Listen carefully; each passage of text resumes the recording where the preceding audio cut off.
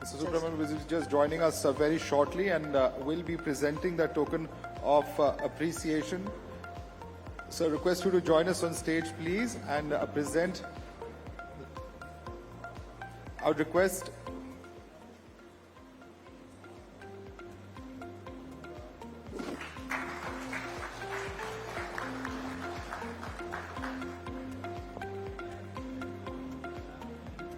Ladies and gentlemen, presenting to you Union Information and Broadcasting and Sports Minister, Mr. Anurag Thakur. अनुराग, आप चुनाव लड़ने के लिए पूरी तरह से तैयार है। टिकट आपकी आ गई है, पार्टी ने आपको टारगेट दे दिया है, 400 पार पूरी। पहली बात तो जहां मेरी बात है, सबको नमस्कार। मैं 4 बार का लोकसभा सांसद हमीरपुर हिमाचल प्रदेश से हूं। आभारी हूं मोदी जी का, अमित शाह जी का, नड्डा जी का, जिन्होंने 5वीं बार फिर भरोसा दिलाया है और चुनाव लड़ने के लिए भेजा है। मैं आपको विश्वास दिलाता हूं पिछली बार से भी ज्यादा रिकॉर्ड मतों से जीत कर आएंगे। और जहां तक आपने पूछा, अब की बार कैमरामैन फोकस करो, आई एम सुपर कॉन्फिडेंट, अब की बार 400 पार।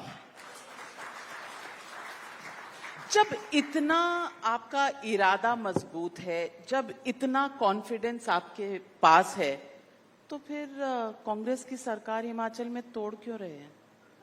देखिए, 2 बातें। इरादा मजबूत है निश्चित तौर पर, जो कहा वो किया। तोड़ने का काम नहीं, देश को आगे बढ़ाने का काम।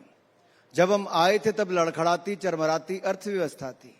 India was amongst the fragile 5 economies of the world, and today we are the 5th largest economy.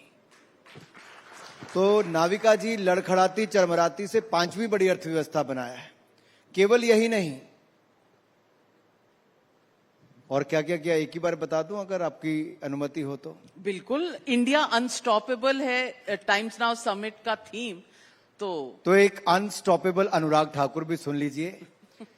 74 airport 2014 में थे, आज 150 एयरपोर्ट हैं। मात्र 5 शहरों में मेट्रो थी, आज 20 शहरों में मेट्रो है। उस समय 380 मेडिकल कॉलेज थे, आज 700 मेडिकल कॉलेज हैं। 50,000 सीटें उस समय एमबीबीएस की थी, आज 1 लाख सीटें एमबीबीएस की है। उस समय 31,000 सीटें पोस्ट ग्रेजुएशन की थी, आज 65,000 सीटें हैं। उस समय मात्र 16 आईएम थे, आज 23 आईएम है। उस समय 12 आईआईटी थे, आज 19 आईआईटी है। उस समय 7 एम्स थे, आज 22 एम है। उस समय 96,000 किलोमीटर नेशनल हाईवे थे, आज 1.5 लाख किलोमीटर नेशनल हाईवे है। उस समय 3,20,000 किलोमीटर ग्रामीण सड़कें थी, आज 6,75,000 किलोमीटर ग्रामीण सड़कें हैं। उस समय कोई चंद्रयान मिशन नहीं था, आज चंद्रमा पे भी तिरंगा झंडा है। और यही नहीं, उस समय एक भी वंदे भारत नहीं थी, आज 41 वंदे भारत है। उस समय 20,000 किलोमीटर रेलवे लाइन इलेक्ट्रीफाइड थी, आज 41,000 किलोमीटर इलेक्ट्रीफाइड रेलवे लाइन है। उस समय आवाज दबाने का काम होता था, आज स्वतंत्रता है, अभिव्यक्ति की भी और अपनी क्रिएटिविटी की भी। उस समय एक राष्ट्रीय ऑपोजिशन पार्टी थी कांग्रेस, आज इंडिया अलायंस है, ये भूल गए। देखिए, पहले तो मैं आपको थोड़ा सुधार दूं, इंडी अलायंस जो अहंकार और घमंड से भरा हुआ है। अगर वो इतने पाक साफ होते, इतने ईमानदार होते, तो अपना नाम क्यों बदलते? काम तो वही है, केवल नाम ही बदला है। क्योंकि 2G घोटाला था, कॉमनवेल्थ खेल घोटाला था, अंतरिक्ष घोटाला था, देवास घोटाला था, अगस्ता वेस्टलैंड घोटाला था, कोयला घोटाला था और नेशनल हेराल्ड घोटाला था, सबमरीन घोटाला था, घोटाले पे घोटाला था, घोटालों का बोलबाला था। और आज वो चेहरा लेकर नहीं जा सकते थे, इसीलिए यूपीए का चोला उतार दिया और घमंडिया गठबंधन ने इंडी अलायंस नाम रख लिया। लेकिन उसमें जोड़ा कौन? चारा घोटाले वाले लालू जी, जमीन के बदले जॉब वाले तेजस्वी और लालू जी, जिनका एक नहीं अनेक नेता आज जेल में है। पार्षद से लेके, विधायक से लेके, शिक्षा मंत्री से लेके, स्वास्थ्य मंत्री, उप मुख्यमंत्री से लेकर कट्टर बेईमान अरविंद केजरीवाल भी आज जेल में है। इनको जोड़ा है। और ये वो अरविंद केजरीवाल है नाविका जी जो उस समय कहते थे, याद करिए सब लोग जी, 2013 की बात, ये अपनी बेटियों की कसम खाकर कहते थे राजनीति में नहीं आऊंगा। फिर आए, फिर कहा कांग्रेस से हाथ नहीं मिलाऊंगा। पता नहीं हाथ तो कितना मिलाया, गले जरूर लगाया है। और ऐसा गठबंधन बनाया है कि चोर चोर मुसेरे भाई एक ही मंच पर इकट्ठे होकर नजर आए हैं। आप मुझे बताइए, शीश महल घोटाला तो किसी और ने नहीं, ये आपका ही चैनल का बहुत बड़ा काम है जो आपने इनके भ्रष्टाचार को उजागर किया। आपके एक नहीं तीन पत्रकारों को धक्के देकर आम आदमी पार्टी ने अपने दफ्तर से निकाला था नाविका जी। आज आप वो सवाल नहीं पूछती हैं, लेकिन देश याद रख रहा है।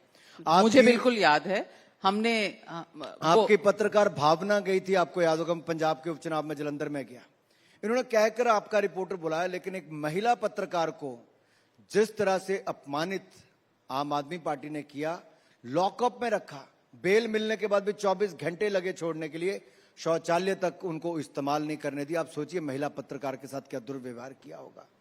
ये लोग आएंगे साथ साथ, ये भ्रष्टाचार के दलदल में डूबे हुए लोग हैं, इनके पास अपनी उपलब्धि कोई नहीं जाने के लिए। मैं तो कहता हूं आप आइए अपनी उपलब्धियों के साथ हमारा मुकाबला कीजिए, लेकिन इनके पास उपलब्धि कोई नहीं। सुबह गाली मोदी जी को, शाम को गाली मोदी जी को, रात को गाली मोदी जी को, अब तक 120 गालियां निकालने का रिकॉर्ड बनाया है। अब शब्द कहे हैं, लेकिन देश की जनता की ताकत देखिए, जितनी गाली इन्होंने निकाली है उतनी बड़ी जीत नरेंद्र मोदी की हर बार करके दिखाई है। अनुराग ठाकुर जी, भावना किशोर के साथ जो हुआ और जो जंग हमने लड़ी, हम खूबी उसे जानते हैं। मैं ये नहीं कह रही कि जो तब हुआ हम उस पर कायम नहीं है। शीश महल की जो बड़ी स्टोरी थी वो टाइम्स नाउ और टाइम्स नाउ नव भारत ने की थी, लेकिन सवाल यह है कि timing of arrest.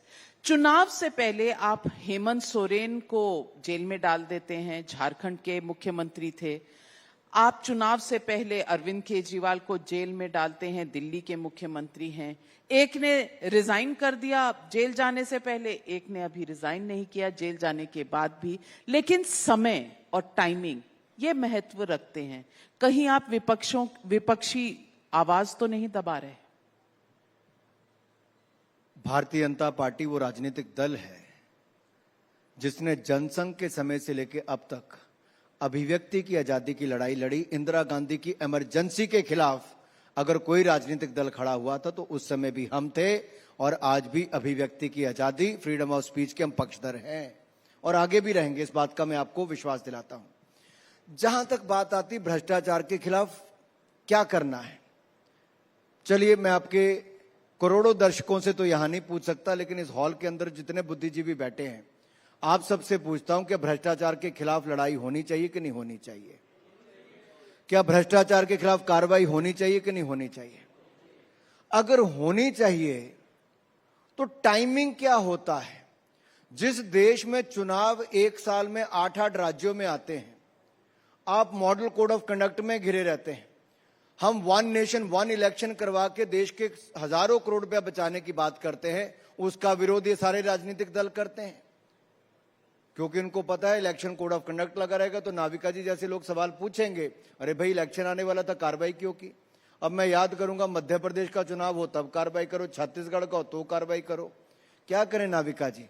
Mahadev app घोटाला भूपेश बघेल ने किया था, छोड़ देते हैं? चुनाव के समय उन नहीं, पर भी अब भी कार्रवाई हो रही लगाए। है, अब भी हो रही है। और देखिए हुआ क्या है, मनीष सिसोदिया जी जेल में गए, क्या उस समय कोई चुनाव था? सत्येंद्र जैल जी जेल गए, क्या कोई चुनाव था? संजय सिंह जेल में गए, क्या कोई चुनाव था? इनके पंजाब के स्वास्थ्य मंत्री 2 महीने में सरकार बनने के भ्रष्टाचार के चलते इस्तीफा देना पड़ा। इनका पार्षद जेल में, इनका विधायक जेल में, क्या तब कोई चुनाव थे? तब भी चुनाव नहीं था। लेकिन सच्चाई यह है कि इनका भ्रष्टाचार था, भ्रष्टाचार है, और इस भ्रष्टाचार के खिलाफ पहले भी कार्रवाई हुई और जांच एजेंसियां आगे भी कार्रवाई करती रहेंगी। चुनाव का इससे कुछ लेना देना ही नहीं है। आप एक बात तय कर लीजिए कि भ्रष्टाचार के खिलाफ लड़ाई होनी भी चाहिए कि नहीं होनी चाहिए। हमने वायदा किया था देश से कि कांग्रेस के भ्रष्टाचार के खिलाफ हम जंग लड़के आए हैं। देश को कहा था मोदी जी ने, ना खाऊंगा ना खाने दूंगा। 10 साल के बाद मैं मोदी सरकार का मंत्री आपके सामने खड़ा होकर कहता हूं, 10 पैसे का आरोप भी भ्रष्टाचार का कोई मोदी जी पर नहीं लगा पाया। ईमानदार थे, ईमानदार हैं और ईमानदार रहेंगे। 10 साल हो गए लेकिन 2G का केस कहीं आगे नहीं बढ़ा। हाईकोर्ट ने अब इजाजत दी है कि सीबीआई अपील कर सके, लेकिन जेल अभी तक कोई नहीं गया है। पहले के जो केस थे उसमें आपका ये सपना भी पूरा करेंगे। अब उसके लिए 10 साल और लगेंगे? नहीं, ये तो कानूनी प्रक्रिया। देखिए, निर्भया केस हुआ 16 दिसंबर 2012 को, रेप की घटना दिल्ली में हुई। पूरा देश आग बबूला था, नया कानून बनाने की बात हुई। कितने वर्ष लगे? कितने वर्ष लगे नाविका जी? 2-3 वर्ष लगे। 2-3 वर्ष, 8 वर्ष लग गए मुझे लगता है उसके बाद भी। लेकिन जो कानूनी प्रक्रिया वो अपना काम कर रही है। लेकिन मैं आपको थोड़ा सा पीछे ले जाना चाहता हूं। 2G घोटाले की पूरी जांच और कार्रवाई और उसका क्लोजिंग कौन करके चला गया था, पहले बताइए जरा देश की जनता को। किस हफड़ा दफड़ी में कांग्रेस ने पूरा केस का ही बेड़ा गर्क कर दिया, क्योंकि मनमोहन सिंह जी की सरकार में पूरा शेल्टर मिला था ए राजा एंड कंपनी को। और ये दक्षिण भारत में, मैं कहना चाहता हूं कि इंग्लिश में कहना चाहता हूं, at that time the shelter was given by then UPA government to protect Mr. A. Raja and others who were involved in the 2G scam.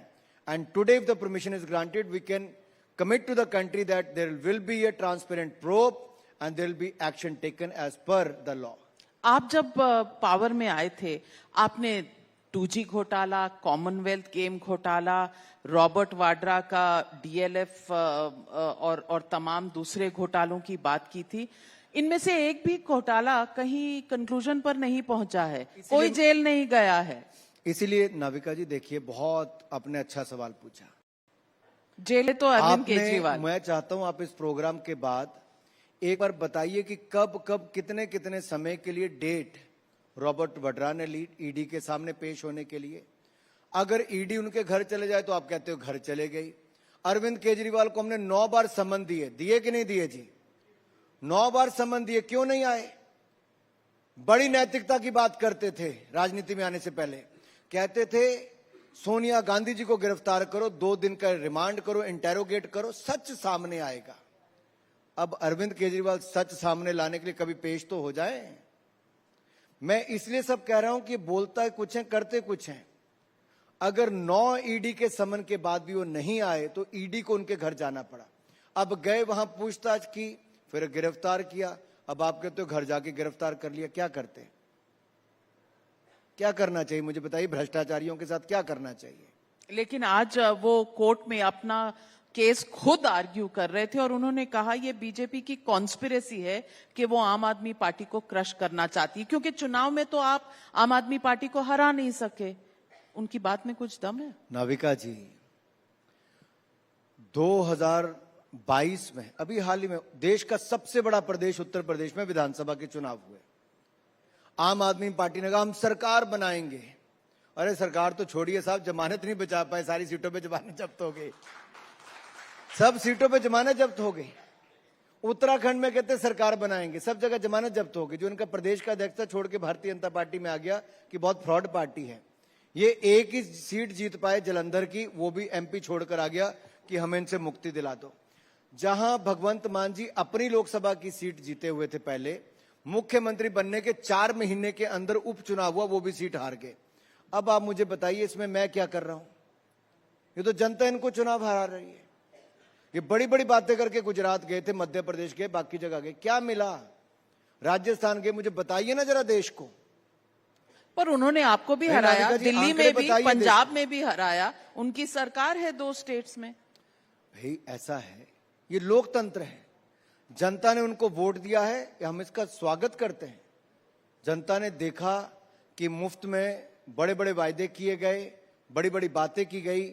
आज जनता अपने आप को ठगा हुआ महसूस कर रही है। और अभी लोकसभा का चुनाव होने दीजिए, 13 सीटें हैं पंजाब की। आम आदमी पार्टी को उसमें क्या मिलने वाला आपके सामने आ जाएगा, बड़ा जीरो लगने वाला है वहां पे। एक मैं चैलेंज करती हूं आपको, आप आज कह रहे हैं 4 जून को मैं फिर से इंटरव्यू बड़ी जल्दी आम आदमी पार्टी का पक्ष ले लिया आपने, चैलेंज करते हो। कमाल है। मैं देश के I&B मिनिस्टर को बोल रही हूँ, आप रिकॉर्ड पे कह रहे हैं 0 आएंगी, तो मैं तो अगर 0 नहीं आई तो इंटरव्यू देंगे मैं ना 4 अभी भी जून को। कहता हूं, जिस तरह से 2014 में 2019 में आम आदमी पार्टी को 0 सीटें दिल्ली में आई थी, इस बार पंजाब में भी उनको 0 सीटें ही आएंगी। आप जरा पंजाब में जाइए तो सही। मैं पंजाब नाविका से जी, आती हूँ। सड़कों, मैं 30 साल वहां पे रहा हूं, आप 30 साल नहीं रहे होंगे। मैं 30 साल पंजाबी दिल्ली में ठेठ रही बोलता, हूँ। बोला मेरे ना पंजाबी मैं बोलो। 30 साल दिल्ली में रही हूँ, आपकी सरकार नहीं रही यहाँ। मैं यही कह रहा हूं, सरकारें आने जानी अलग बात होती है। नाविका जी, वायदे करके भूल जाना, ये फर्क पड़ता है। देखिए, इन्होंने बड़ी बड़ी बातें की, किया क्या, लेकिन मैं आज आपके कैमरा पे कहता हूं, मैं आपके कैमरामैन को कह सकता हूं, कैमरामैन फोकस करो। 4 करोड़ पक्के मकान बनाए, जिसमें से 3 करोड़ रजिस्ट्रियां बहनों के नाम पे हैं, पक्के मकान। 12 करोड़ शौचालय बनाए, जिनको इज्जत घर कहते हैं, बहनों का मान सम्मान बढ़ाया। 13 करोड़ घरों को नल से जल दिया। आजादी के बाद केवल 3 करोड़ थे, 13 करोड़ घरों को नल से जल दिया है। 51 करोड़ बैंक खाते खुलवाए। 10 करोड़ रसोई गैस के सिलेंडर दिए, और आज वो गैस का सिलेंडर 503 रुपए में मिलता है उज्ज्वला वालों को। 95% घरों में बिजली पहुंचा दी है, और 80 करोड़ लोगों को मुफ्त में अनाज दिया। 60 करोड़ लोगों को 5 लाख का इलाज भी मुफ्त में दिया। ये मोदी की गारंटी है, और आगे के लिए भी गारंटी है। कैमरामैन अच्छे से फोकस करो, क्योंकि अगला सवाल जो मैं पूछने वाली हूं उसका जवाब मुझे फोकस्ड कैमरे पे चाहिए। ये सवाल आज अरविंद केजरीवाल ने उठाया। उन्होंने कहा ईडी ने कोई पैसे का ट्रेल नहीं निकाला आम आदमी पार्टी तक, बल्कि जिन शरद रेड्डी की बात की जा रही है, जिसका मनी ट्रेल की बात की जा रही है, उसने बीजेपी को इलेक्टोरल बॉन्ड्स के तहत 55 करोड़ रुपए दिए। मैं धन्यवादी हूं, आपने सवाल पूछा, कम से कम जनता को क्लैरिटी हो जानी चाहिए। पहली बात तो मनी ट्रेल की बात सारी ईडी वहां पे बताएगी क्या क्या है। आज कोर्ट में केस है, इसलिए मैं ज्यादा उसमें नहीं कहूंगा, लेकिन इतना जरूर कहूंगा, ये वही अरविंद केजरीवाल हैं जो सत्येंद्र जैन को क्लीन चिट देते थे, संजय जैन को क्लीन चिट देते थे, जो मनीष सिसोदिया को क्लीन चिट देते थे, और कहते थे मेरे यार होली के समय जेल में मैं बाहर हूं। ईश्वर ने उनकी भी सुन ली, इस बार होली में साथ ही थे। और ये क्लीन चिट देते थे। आज खुद क्लीन नहीं है, जो नैतिकता की बात करते थे, आज अनैतिक कार्य करने के बाद जब जेल में है, ईडी की गिरफ्त में है, तो नैतिकता कहां गई अरविंद केजरीवाल जी की, जो कल तक कहते थे कुर्सी छोड़ दो, आज फेविकोल का जोड़ है, कुर्सी नहीं छोड़ पा रहे हैं। नाविका जी, एक बात तो ये आ गई। दूसरा है, आपने शरद चंद्र रेड्डी की बात कही, और आपने इलेक्टोरल बॉन्ड्स की बात कही। यहां पे आपके उद्योगपति मैं देखता हूं कि बहुत बड़े बड़े बैठे हैं। वर्षों से आप लोग भी राजनीतिक दलों को चंदा दे रहे होंगे, पहले कैश में ही देते थे। ये भारतीय जनता पार्टी जिसने कहा पॉलिटिकल फंडिंग को और क्लीन एंड ट्रांसपेरेंट करना चाहिए, हम में दम था, हम इलेक्टोरल बॉन्ड्स को लेकर आए और कहा कि सत्ता पक्ष को दो भी, विपक्ष को दो, जिसका नहीं भी संभावना है कभी सत्ता में आने की, उनको भी दो, क्योंकि पॉलिटिकल फंडिंग है, चुनाव लड़ने के लिए, पार्टी चलाने के लिए, उसके लिए है। अगर हमने गलत काम करने ही होते, हम लोग काहे के लिए इलेक्टोरल बॉन्ड्स लाते हैं? कोई नहीं लाता, हमने कहा लाने के लिए। और जब सुप्रीम कोर्ट ने कहा, हमने कहा बिल्कुल सच सामने आना चाहिए। आपने देखा हमारे पास 303 सीटें हैं, 18 राज्यों में सरकारें हैं, उसके बावजूद हमारा चंदा मात्र 6000 करोड़ है। ममता बनर्जी की एक राज्य में सरकार है, 1600 करोड़ रुपया चंदा है एक राज्य में। और जहां तक शरद चंद्र रेड्डी, ये शराब के व्यापारी के साथ साथ फार्मा से लेके बाकी इनके कई काम और होंगे। कोई गुप्त खाते में पैसा नहीं दिया कि आके किसी को कैश दिया है, इलेक्टोरल बॉन्ड दिए हैं। ऐसा कैसे होता है कि शरद चंद्र रेड्डी केजरीवाल को पैसे देते हैं तो वहां मनी ट्रेल नाजायज पैसों की निकलती है, आपको देते हैं तो अच्छा, जायज पैसे? मैं इतना ही कहूंगा, क्या उनको इलेक्टोरल बॉन्ड्स दिए हैं?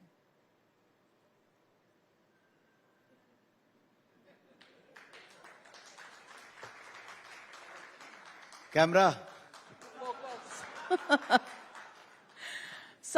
सवाल ये भी है, शरद चंद्र रेड्डी की बात को अगर मैं आर्ग्यूमेंट को आगे लेकर जाऊं तो लिकर स्कैम के बारे में कहा जाता है। सुप्रीम कोर्ट ने जो वर्डिक्ट दिया उसके बाद विपक्ष कह रहा है कि ये इलेक्टोरल बॉन्ड भी एक सबसे बड़ा स्कैम है।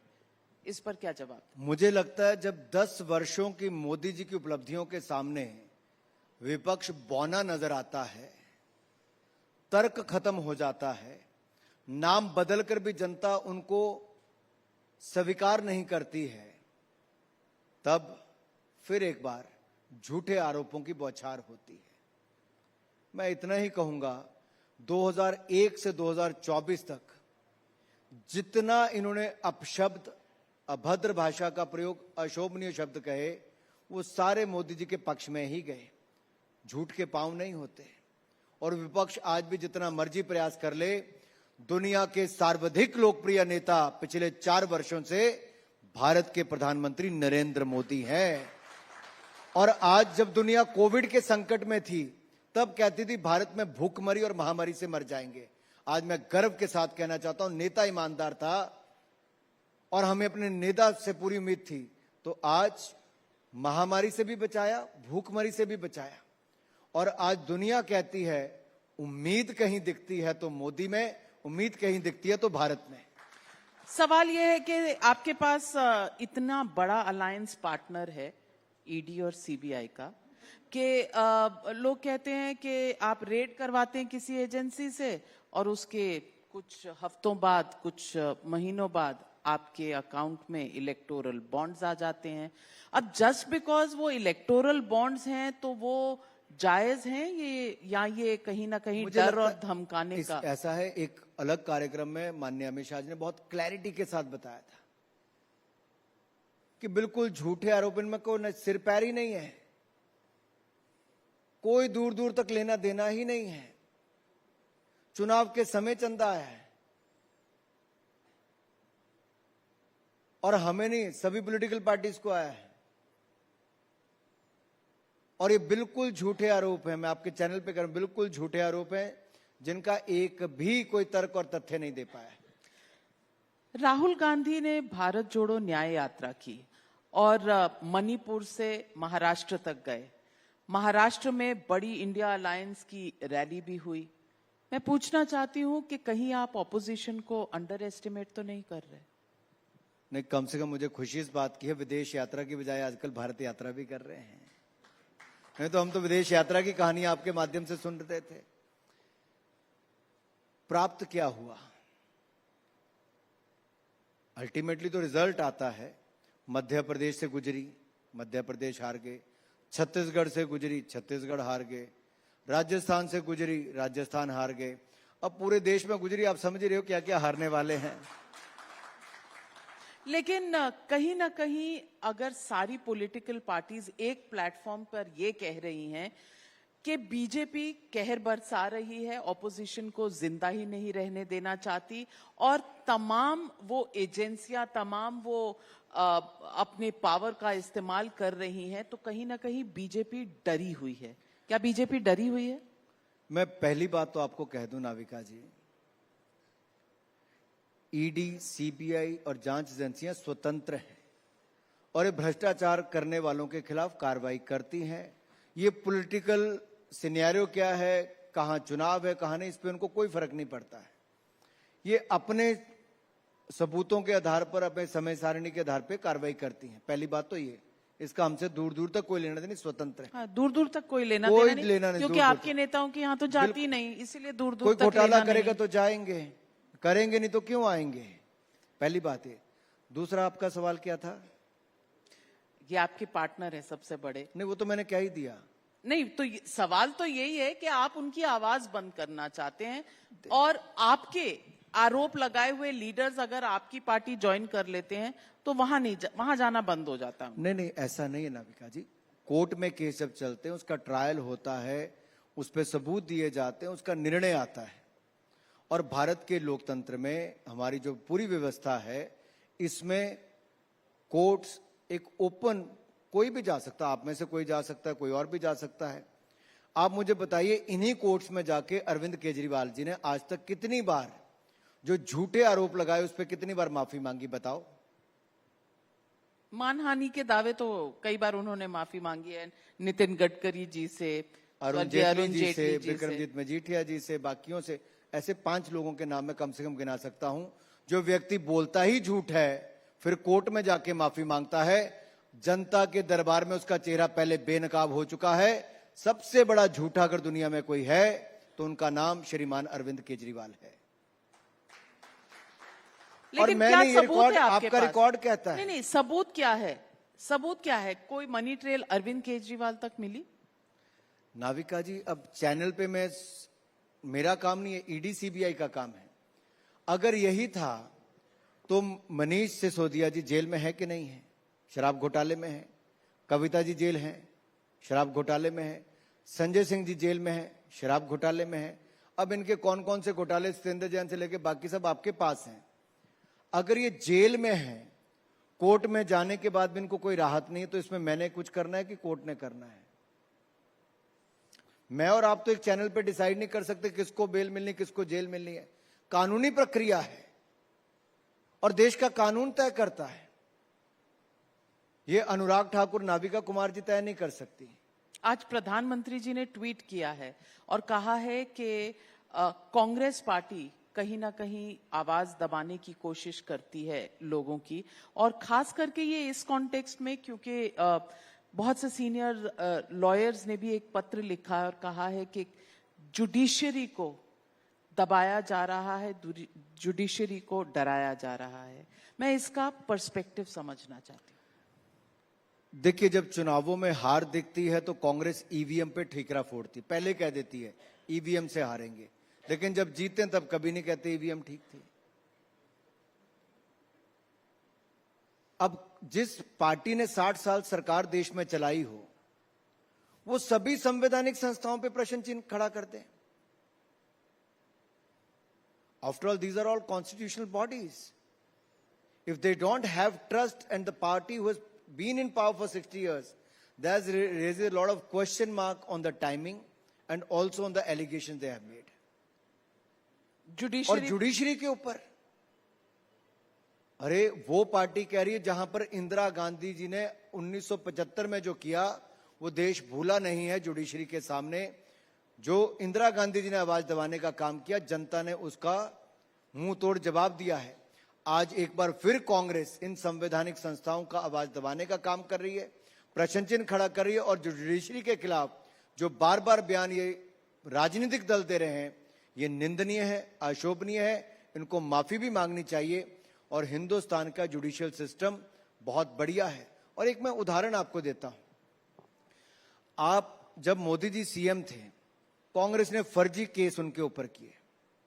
नाविका जी, उस समय भी नरेंद्र मोदी जी जांच एजेंसियों के सामने जाकर पेश हुए, कोर्ट केसेस में लड़ा। उन्होंने तब भी कहा था मुझे जांच एजेंसियों पर भी भरोसा है, मुझे देश के न्यायालयों पर भी भरोसा है। ये वो व्यक्ति है जिसके ऊपर पूरी कांग्रेस की सरकार उस समय लगी थी, उसके बावजूद उनका विश्वास संवैधानिक संस्थाओं में पूरा था। लेकिन जो लोग स्वयं कभी राजनीति में 60 साल रहे, सत्ता में रहे, आज उनका विश्वास क्यों नहीं? ये अपने आप में प्रश्न चिन्ह खड़ा होता है कि जब राजनीतिक लड़ाई हार गए, अभी हारे कहां, चुनाव कहां हुए हैं? अरे एक के बाद दूसरे इलेक्शन में हार रहे हैं। तो इस चुनाव को आप मान रहे हैं कि आप जीत चुके हैं? देखिए, मैं जनता की आवाज को सुनता हूं। आज जब मैं दक्षिण भारत जाता हूं, उत्तर भारत जाता हूं, कल मैं जम्मू में भी था, देश के किसी कोने में जाता हूं तो लोग कहते हैं माय चॉइस मोदी। 2004 में भी ऐसी कुछ आपकी पार्टी को खुशफहमी थी, इंडिया शाइनिंग था। देखिए, गलतफहमियां तो आप लोग कई बार पैदा करते हैं। 2014 में भी की आपने, 2019 में भी की। आप लोग 2014 में कहते थे भाजपा पूर्ण बहुमत, 200 आ जाएगा तो बड़ी बात हो जाएगी। नाविका जी 282 जीती, पूर्ण बहुमत। 30 वर्षों के बाद देश की जनता ने पूर्ण बहुमत किसी को दिया, तो मैं आप सबका धन्यवाद दूं, वोटर्स का, भारतीय जनता पार्टी को दिया। फिर 2019 आई तो सबने कहा 5 साल मोदी सरकार रहेगी, अब कौन वापस रिपीट करेगा? कहां 200 भी नहीं टच कर पाओगे, यही चर्चा थी। लेकिन देश की जनता समझदार है। देश की जनता ने 303 सीटें हमें जिताई और एक रिकॉर्ड बनाया, और अब की बार 400 पार। ये देश के कोने कोने से आवाज है। ये कोई अहंकार नहीं है नाविका जी, ये मैं इसलिए कह रहा हूं अहंकार नहीं है, जब आप काम करते हो तो आपका कॉन्फिडेंस बोलता है। हमारी कमिटमेंट थी, हमारी कैपेबिलिटी थी, हमारी कॉन्शियस सदा क्लियर थी, जो हमने देश के लिए काम किया। इसलिए आज हम पूरे आत्मविश्वास के साथ कहते हैं कि जिस व्यक्ति ने देश का भलाई के लिए पाई पाई बचाई भी, देश की भलाई कराई भी, जिसने अपना पल पल और क्षण क्षण देश के लिए जिया है, अपनी मां के देहांत के 2 घंटे बाद देश के लिए फिर काम करना शुरू कर दिया, ऐसा प्रधानमंत्री देश ने पहले कहीं नहीं देखा, मोदी जी ने करके दिया। तो विश्वास क्यों ना हो, क्यों ना हो। ईमानदार सरकार हो, उपलब्धियों भरा आपका 10 वर्ष का कार्यकाल हो, दुनिया में योग से लेके आयुर्वेद आपने दिया हो, इंटरनेशनल सोलर अलायंस दिया हो, ग्लोबल बायोफ्यूल अलायंस दिया हो, इंटरनेशनल बिग कैट अलायंस दिया हो, और यही नहीं G20 का सफल आयोजन किया हो, और अब 2030 में यूथ ओलंपिक्स और 2036 में समर ओलंपिक्स की भी कमर कस ली हो, तो 2036 तक यहीं रहेंगे भाई। मैं तो 2047 तक सोच रहा हूं, 2047 क्योंकि 2047 तक जो 25 वर्ष का कालखंड है, ये मोदी जी ने देश के लोगों को कहा है कि हमें जन भागीदारी से जन आंदोलन बनाना है।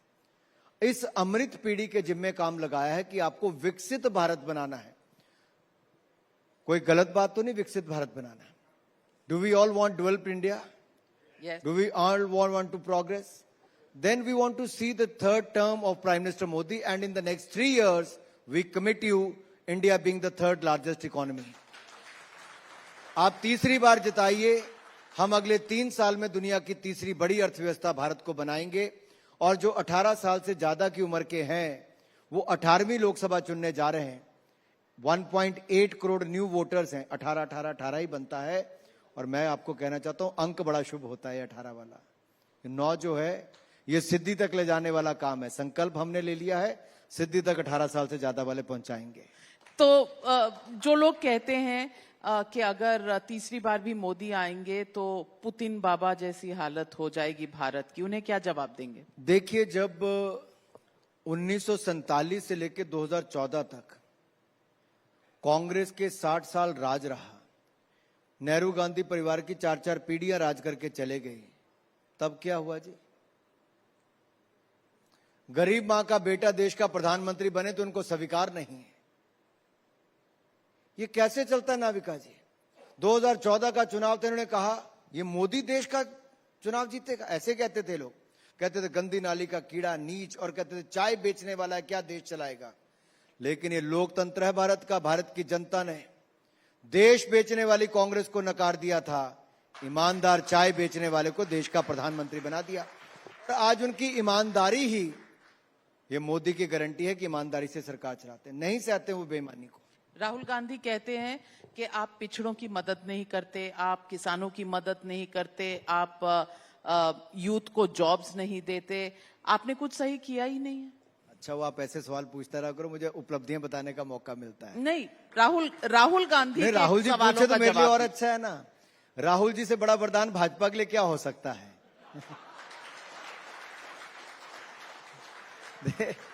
देखिए,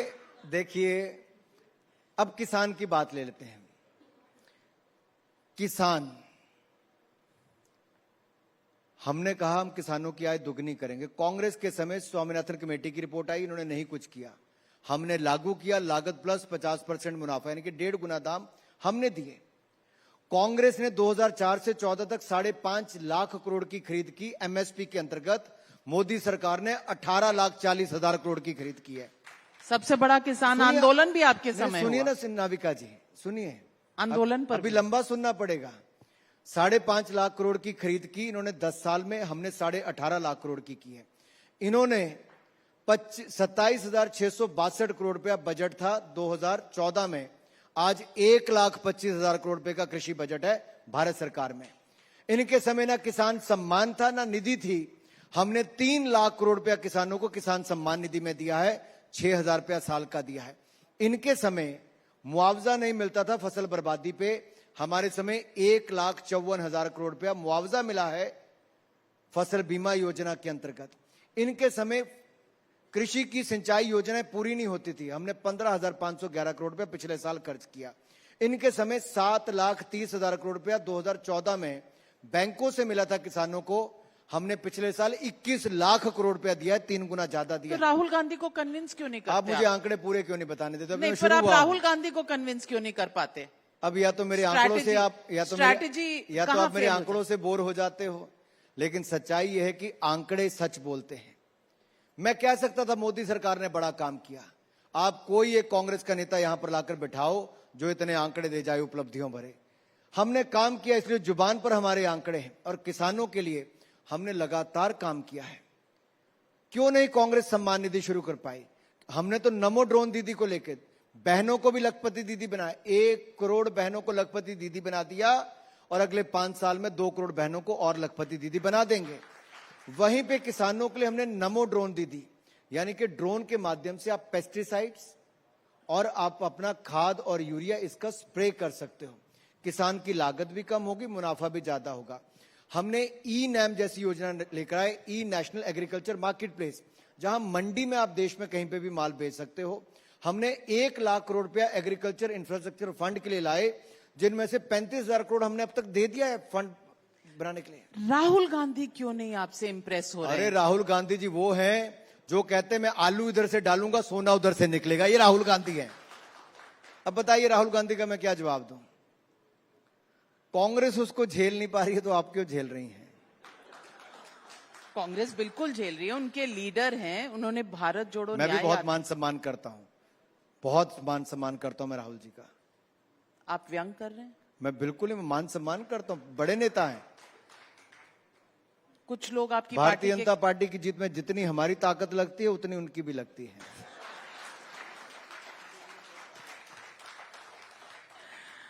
अनुराग ठाकुर जी, मैं आपसे पूछना चाहूंगी, आप कहते हैं आप अभी एक सवाल मेरा आपसे है, क्या राहुल गांधी जी अमेठी या रायबरेली से लड़ेंगे? आप बताइए, आपकी तहकीकात, सारे तंत्र आपके पास हैं, आपको पता होगा, आपकी आईबी बताती होगी, आपकी पॉलिटिकल टीम्स बताती होंगी, हम तो सिर्फ पत्रकार हैं। क्या आपको लगता है राहुल गांधी अमेठी आ पाएंगे, रायबरेली आ पाएंगे? अरे देश का सबसे बड़ा राज्य, 80 लोकसभा तो आपने भी कैंडिडेट नहीं उतारा। 80 लोकसभा सीटें हैं, 80 में से 2 उम्मीदवार कांग्रेस को नहीं मिल पा रहे हैं। ये स्थिति आज उस दल की हो गई जो कभी अपने आप को सबसे पुराना और सबसे बड़ा राजनीतिक दल कहता था। ये लोकतंत्र की ताकत है कि आप गरीब परिवार से आए हुए व्यक्ति को गाली निकालोगे, उसके काम को अगर नीचा दिखाओगे तो जनता जवाब देना जानती है। जनता ने पहले भी जवाब दिया, आगे भी देगी। तो आप प्रिडिक्शन के मूड में हैं, तो आपने अपनी तो 400 पार बता दी, कांग्रेस की कितनी सीटें आएंगी? देखिए, मैंने तो अपना ही मैं लेखा जोखा रखता हूं, दूसरों को तो आप जितना बांट दीजिए, इनमें जितना देना है या आपस में बांट लें। वैसे वैसे भी चोर चोर मुसेरे भाई इकट्ठे हुए हैं। नहीं, पर ये टिकटों का वितरण नहीं नाविका जी, ऐसा है। देखिए, आप पॉलिटिकल सवाल पूछिए, क्या इन्होंने सीटें बांट ली? पंजाब में गठबंधन है, कितनी सीटें इन्होंने कांग्रेस को दी, कितनी कांग्रेस ने आम आदमी पार्टी को दी? नहीं, पंजाब में उनका गठबंधन नहीं है। नहीं है तो कैसा गठबंधन है कि पंजाब में है ही नहीं, लेकिन देश में गठबंधन है? दिल्ली में है लेकिन बाकी जगह नहीं है। और मुझे तो गठबंधन की परिभाषा कभी समझ नहीं आया, थोड़ा समझाइए मुझे। मैं कौन होती हूँ? 5 बार आप चुनाव जीत चुके हैं, मैं क्या आपको गठबंधन? यही जनता नहीं समझ पा रही है, कैसा गठबंधन है जो चुनाव से पहले नहीं चल पा रहा तो बाद में कितना चलेगा? ये टिकाऊ नहीं। पूरी बात बता दीजिए। बिकाऊ है। Anurag Thakur ji, south of India 130 seats, पिछली बार 29 थी, तब कर्नाटका में आपकी सरकार थी। इस बार क्या आकलन है? आप इसको कैमरा फोकस। आज तक का सबसे बड़ा नंबर भारतीय जनता पार्टी को दक्षिण भारत से सीटों का हमारी 400 पार करने में मदद करेगा। चाहे वो तमिलनाडु हो, कर्नाटक हो, आंध्र प्रदेश हो, तेलंगाना हो, केरल हो या गोवा हो, यहां से हम रिकॉर्ड सीटें जीतने वाले हैं। आप कहीं पर लिख लीजिए, हमारा वोट शेयर भी रिकॉर्ड होगा, हमारी सीटें भी आज तक की सबसे ज्यादा होंगी। 29 से कितनी आगे जाएंगे? मैं कहता हूं रिकॉर्ड होगा, और मैं आप रिकॉर्ड ऑन रिकॉर्ड कह रहा हूं कि हम रिकॉर्ड साउथ इंडिया में बनाने वाले हैं। क्योंकि मोदी जी का देखिए, इन्होंने कभी दक्षिण भारत उत्तर भारत अलग अलग नहीं देखा है। कांग्रेस तो लुक ईस्ट पॉलिसी के हिसाब से काम करती थी, हमने एक्ट ईस्ट पॉलिसी से काम किया। लाखों करोड़ रुपए के काम हमने नॉर्थ ईस्ट में किए। 50 साल पुराने प्रोजेक्ट को हमने अब पूरा किया। दक्षिण भारत में लाखों करोड़ रुपए हमने खर्च किया, लेकिन हमने कोई एहसान नहीं जताया। उनका अधिकार था, उनको दिया है। मोदी जी ने 11 दिन अगर अनुष्ठान किया प्राण प्रतिष्ठा से पहले, तो दक्षिण भारत के मंदिरों में जाकर जो उन्होंने करना था वो किया। एक अन्न का दाना भी ग्रहण नहीं किया। लेकिन उस समय भी क्या रिस्पांस मिला, और उसके बाद अभी जो उनका टूर तमिलनाडु वगैरह का हुआ है, केरला का हुआ, कमाल की रिकॉर्ड भीड़ थी। उससे 2 दिन के बाद मैं तमिलनाडु में था, मैं चेन्नई में था, मैंने 2 प्रोग्राम किए। मैंने कहा ना आपको, जैसे मैंने कल जम्मू में सुना माई चॉइस मोदी, चेन्नई भी कहता है माई चॉइस मोदी, तेलंगाना भी कहता है माई चॉइस मोदी, कर्नाटक भी कहता है माई चॉइस मोदी, केरल भी कहता है माई चॉइस मोदी। इसीलिए हम सबकी चॉइस मोदी। 4 जून को ये सारे सवाल पूछूंगी और ये सारे क्लिप्स आपके सामने रखूंगी। देखिए 4 तारीख को क्योंकि फोकस बहुत तेज किया मैं था आपसे हमने। पहले क्षमा चाहूंगा। 4 तारीख को मेरा अपना रिजल्ट आ रहा होगा, मैं सेलिब्रेट कर रहा हूंगा जनता के आशीर्वाद के बाद। 4 के बाद की कोई डेट ले लीजिए आप, 1 घंटा बोलेंगे, मैं आपकी हाजिरी दे दूंगा। 5 तारीख को हम आपके साथ रूबरू होंगे। लेकिन पूछना चाहती हूँ अनुराग ठाकुर, पहले कार्यकर्ता, फिर सांसद, फिर यूथ बीजेपी के आप प्रेसिडेंट रह चुके हैं, फिर मंत्री, अब स्पोर्ट्स, INB, कौन सा रोल बेस्ट लगा, कौन सा काम सबसे अच्छा लगा? आपके शो पे आना है। वेल, इसके लिए आपको अवार्ड मिलेगा, क्योंकि आप जिस शो पर हैं उसी को अच्छा कहेंगे। पर पर्सनल लेवल पे पूछना चाहती हूँ, सेटिस्फैक्शन और सबसे अच्छा काम कहाँ मिला? देखिए, मैं इसको बहुत सीरियसली उत्तर करना चाहता हूं, क्योंकि भारत के युवाओं के बीच में आपको कोई भी जिम्मेदारी मिले, छोटी हो बड़ी हो, काम कोई छोटा नहीं होता। जब देश के प्रधानमंत्री ने स्वच्छता अभियान चलाया, हाथ में झाड़ू पकड़ा, तो महात्मा गांधी के बाद उस तरह के किसी नेता ने अगर झाड़ू पकड़ा तो नरेंद्र मोदी जी ने स्वच्छता अभियान चलाया। जन जन के बीच में विश्वास पैदा किया, हमारा देश हमें स्वच्छ रखना है। आज वो युवाओं के बीच में भावना है। काम कोई मिले उसको 100% कमिटमेंट के साथ करें। मैंने अपना 100% देने का प्रयास किया। मैं कहीं पर भी रहा, BCCI में रहा, IUA में रहा, मंत्रालय फाइनेंस में रहा, या यूथ में, या INB में, मेरी जो क्षमता है मैं उतना काम करता हूं। और इतना आज आपको वायदा कर रहा हूं, I stand committed for the progress of the country, I stand committed for the nation building process, I will be always there. आगे भी, आज भी समर्पित था, आगे भी समर्पित रहने वाला हूं। Anurag Thakur, thank you very much for joining us on the Times Now Summit. Ladies and gentlemen. आज नाविका जी वैसे अनस्टॉपेबल थी। सुबह से मैं टाइम्स नाउ देख रहा हूं, नाविका जी रुक ही नहीं रही।